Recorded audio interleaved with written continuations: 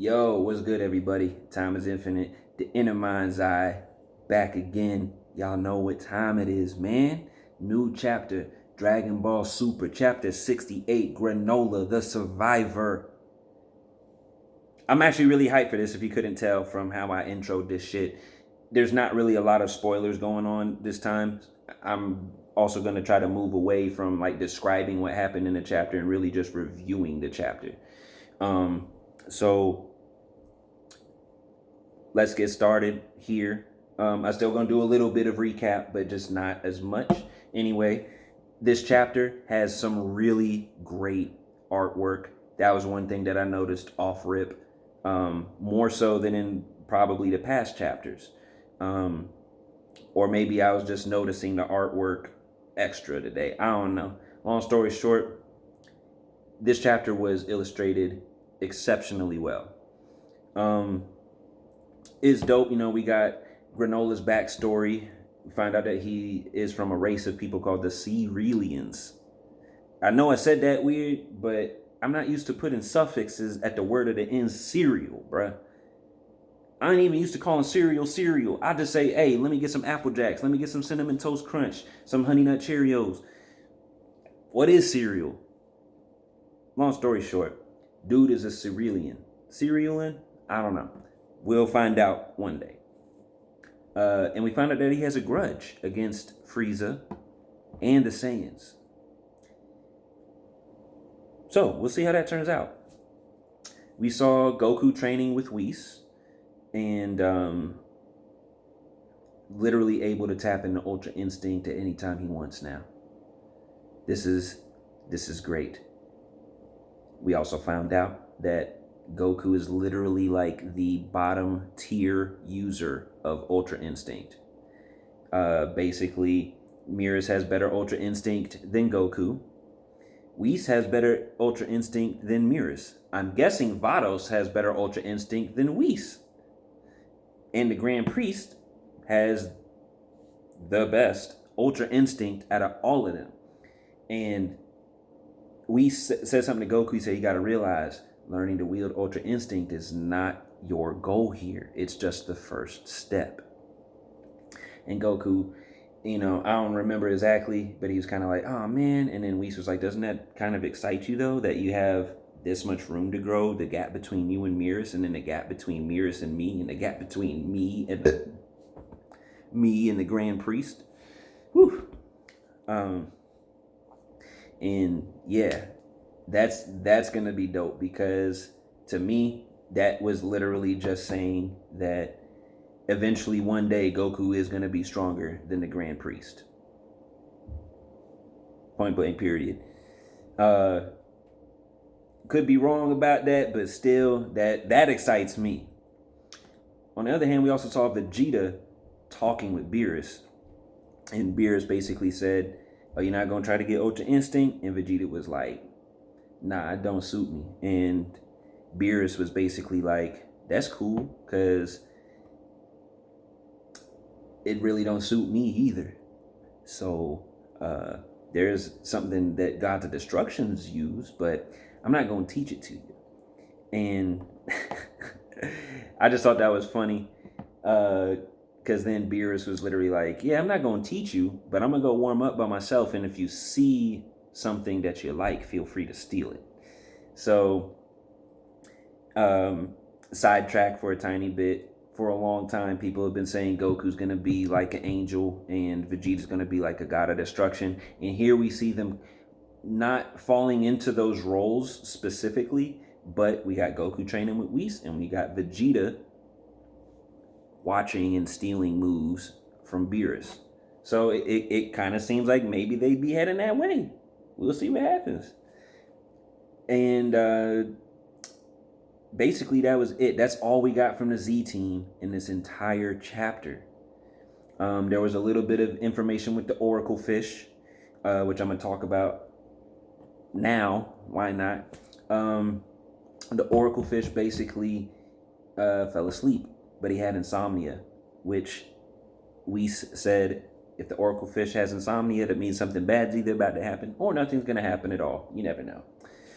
And, Goku got excited. Oh man, I hope there's a strong guy coming. I really want to fight him. I'm like, bro, yo, we literally just spent 2 years watching you get your butt whooped by Moro, and then pull out the dub in the last 4 or 5 chapters, bro. And you already ready to get back at it? Of course, it's Goku, man, and that's why I love him. That's my dude. After we saw the little thing with, Vegeta and Beerus and Whis and Goku, it goes back to Granola's story. And, we see the people that he was working for, collecting bounties for. I gotta mention these folks because they got dreads. It's more representation for us. It may not be direct, they may not be dark-skinned, but they got the hairstyle, man. And that's what's up, man. I'm just glad to see that variation in change of characters. I can't really remember any character in Dragon Ball that's ever had dreads like that. We've had some dark-skinned characters in Dragon Ball, like King Choppa, or General Black, or, Pomput, and even Oob. Can't forget about Upa and Bora, the indigenous folks that lived at the base of Corn's Tower. But long story short, man, those people, the new people, they're pretty dope. One of the characters I'm especially interested in is a little dude. His name is Gas, and he seems to be the most powerful out of their whole little crew. I'm kind of just excited to see how that turns out, how that plays out. Are they just going to be a little, show up in 1 or 2 chapters, or are they going to be constantly there throughout this saga, or are they even going to be around after the saga is over? I don't know. We'll find out.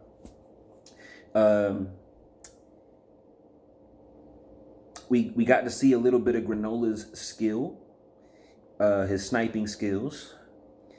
We find out he got 2 different colored eyes, which is pretty dope. I don't remember anybody in Dragon Ball having 2 different colored eyes. We know that the eyes change color, but we ain't seen, oh, this dude got this eye is purple, and then this eye is solid blue or something. I don't know. It'll be interesting to see how it turns out. Yeah, man.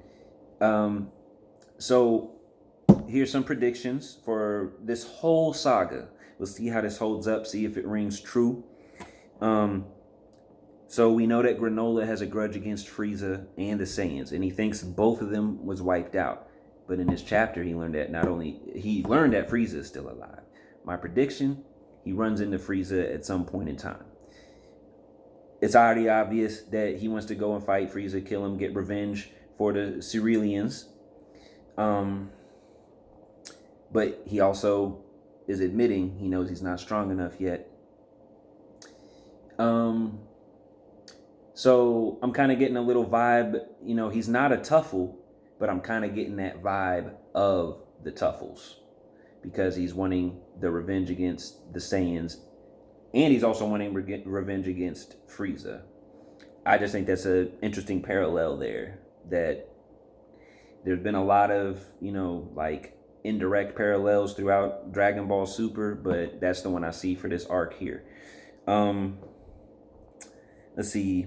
So I think he's going to see Frieza at some point in time, fight against Frieza, and probably get beat to within an inch of his life or something like that. And Frieza will be like, you're mad at me, but it was the Saiyans that killed your people, and there's still 2 of them alive. And my guess is that this dude, Granolah, is going to be manipulated by Frieza to fight against Goku and Vegeta. And somehow the tables are going to turn later in the saga, and because Granolah still thinks that Planet Vegeta was destroyed by a meteor, he doesn't know that Frieza killed the Saiyans. That's going to be key. That's going to be crucial for later in this chapter, later in this saga. I'm calling it now. It's basically whenever that information is revealed, if what I think is going to happen and Granolah ends up in service of Frieza for X amount of time or whatever, just to take out the Saiyans, he's going to switch sides and fight against Frieza when he finds out that Frieza killed the Saiyans. Maybe he won't. I really don't know. It's like I said, it's just a prediction. We'll see how it holds up. The other thing, on the final page of the chapter, the oracle fish started prophesizing in his sleep. And he said, the balance is shifting in Universe 7.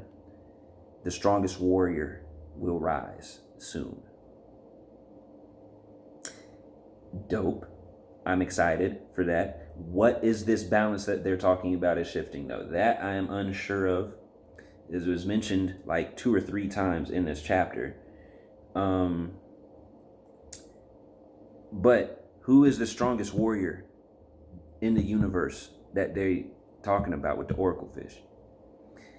Me, as a Dragon Ball fan, I'm expecting it's Goku. I mean, it's Dragon Ball is the story of Goku, so why wouldn't he be the strongest in the universe that we're talking about? Although, I will say, you never know. They could be talking about Vegeta, and all you Vegeta fans will finally get your wish, and Vegeta will be the strongest. We'll see what happens. I don't think that's what's going to happen, but who knows? Maybe Granolah is going to be the strongest in the universe. Never know. Maybe it's Frieza. Frieza's going to be part of this saga. I'm seeing it already. So, I don't know. Now I got another prediction all the way out in left field. Maybe it's Broly. He hasn't even been brought back in the manga. He only been mentioned briefly. And, I mean, we all saw the movie. He was giving the business to Goku and Vegeta in base Super Saiyan form while they was in blue. And he was, honestly, in the Broly movie, I felt like if Gogeta hadn't gone blue, that Broly might have beat him. Because, anyway, don't let me start talking about Broly. He's one of my favorite characters. Save that for later. Then, the other person that came into my mind, literally right before I started making this video, is, what if it's Oob?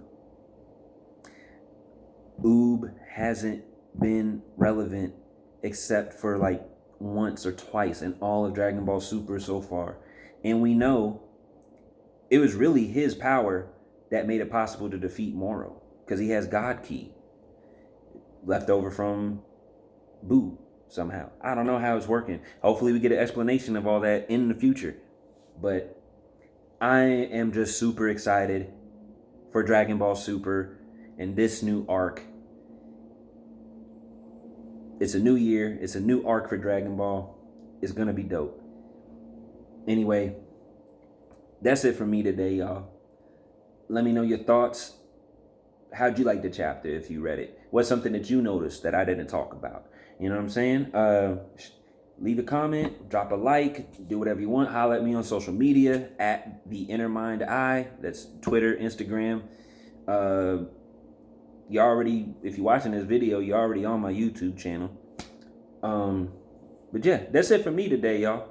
Time is infinite. The Inner Mind's Eye. I'm out. Y'all be good to yourselves out there. See y'all next month. Peace.